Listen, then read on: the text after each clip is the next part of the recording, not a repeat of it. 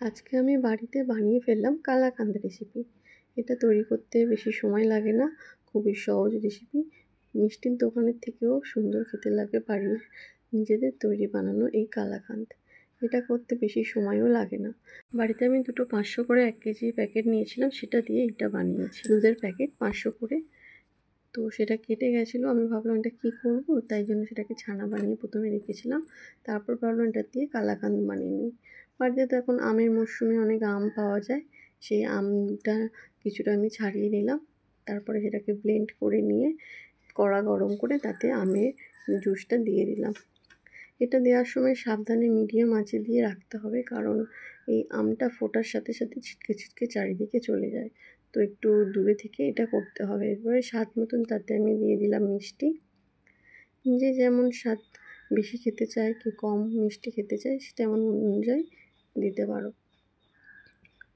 আঁচটা দেখে নাও, মিডিয়াম আঁচেই রাখতে হবে। এটা বেশি জোরে দিলে আরও বেশি জোরে ফুটবে, আরও চারিদিকে ছিটকে ছিটকে যাবে। আমি অল্প অল্প করে ছানাটাকে এবারে আমের সাথে মিক্সড করব।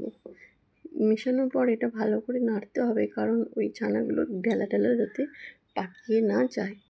সবসময় নাড়িয়ে যেতেই হবে, কারণ যতক্ষণ না ছানার ডালাগুলো না নরম হয়ে গিয়ে গলে যায়, আমের মিশ্রণের সাথে না মিশে যায়, ততক্ষণ অল্প অল্প করে ছানা দিয়ে আমটাকে নেড়ে যেতে হবে।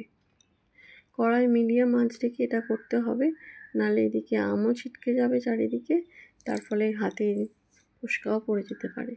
তো এটা করতে গেলে খুবই সাবধানে করতে হবে। এখন দেখো আমার ছানাটা পুরো আমের সাথে পুরো মিশে গেছে, আর কালারটা এত সুন্দর দেখতে লাগছে, এখানে ক্যামেরাতে আমি দেখাতে পাচ্ছি না, কিন্তু খুব সুন্দর দেখতে লাগছে। মিশ্রণটা একসাথে মিশে গেলে তারপরে আমি তাতে দিয়ে দেব দুধের গুঁড়ো। এই দুধের গুঁড়োটা আমুলের হলে বেশি সুন্দর, আরও বেশি টেস্ট লাগবে। দুধের গুঁড়োটা দেওয়ার পর এটাও ভালো করে মেশাতে হবে, যাতে গুঁড়োগুলো না ডেলা পাকিয়ে যায়।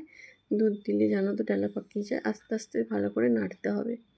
তারপরে এটাকে নেড়ে নেড়ে নেড়ে নেড়ে অনেকক্ষণ সময় লেগেছে, কারণ এটা মিডিয়াম আঁচে হয়েছে, তাই জন্য। পুরো এটা একদম ড্রাই হয়ে যাবে আর কড়ার গায়ে লেগে যাবে। খুন্তি দিয়ে এপাট ওপাট করে গোল করে নেওয়া যাবে, ততক্ষণ পর্যন্ত এটা নাড়তে হবে।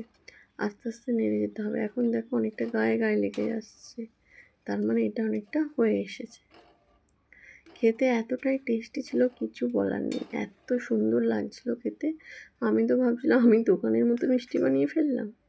তারপরে ওইটা রাখার জন্য একটা পাত্র নিতে হবে, স্টিলের পাত্র বা যে যেমন নিতে পারো। তাতে একটু ঘি দিয়ে মাখিয়ে পাত্রটাকে মসৃণ করে নিতে হবে। তারপরে তাতে আমি এটা ঢেলে দিলাম, দিয়ে ট্যাপ ট্যাপ করে ভালো করে এটা সমান করে নিতে হবে, যাতে এটা যখন আমি পিস পিস করব সমানভাবে পিসটা যাতে হয়। এটা আমি দিয়ে দিয়েছি, দেখো কি সুন্দর লাগছে। এরমভাবে পুরো প্লেনভাবে পেতে নিতে হবে। এখানে ফোনেতে দেখা যাচ্ছে না কালারটা কতটা সুন্দর এসেছে। তারপর এর উপরে আমি একটু বাদাম কুচি দিয়ে দেবো গার্নিশের জন্য। এটা দেখতে খুবই সুন্দর লাগছে, আর খেতে তো আরোই সুন্দর লাগবে। 1 কামড় করে দেবে, তার মধ্যে এত সুন্দর কালাকাঁদটা খেতে, তার উপরে এই কাজু, ওয়াও, মুখে লেগে থাকার মতো। এই গার্নিশটা করে দিয়ে আমি কাজুটাকে আমি ট্যাপ করে দিচ্ছি, কারণ কাজুটা যাতে ভিতরে ঢুকে যায়, উপরে না উঠে থাকে। এবার এটা অনেক কিছুক্ষণ রাখার পরে যখন এটা শুকনো মতো হয়ে আসবে, কিছুক্ষণ পরে, বেশি সময় লাগে না, তারপর এটা ছুরি দিয়ে এরকম করে পিস পিস করে কেটে নিয়ে এটাকে বরফি আকারে আমি শেপ দিয়েছিলাম, তারপর এটাকে তুলে নেব। এত সুন্দর খেতে লেগেছিল, দোকানের মতো একদম খেতে, বাড়ির হাতে তৈরি বানানো টেস্টি স্বাদ, মুখে দিলে লেগে থাকবে। দেখো কি সুন্দর দেখতে লাগছে। তোমরাও বাড়িতে এটা বানাতে পারো।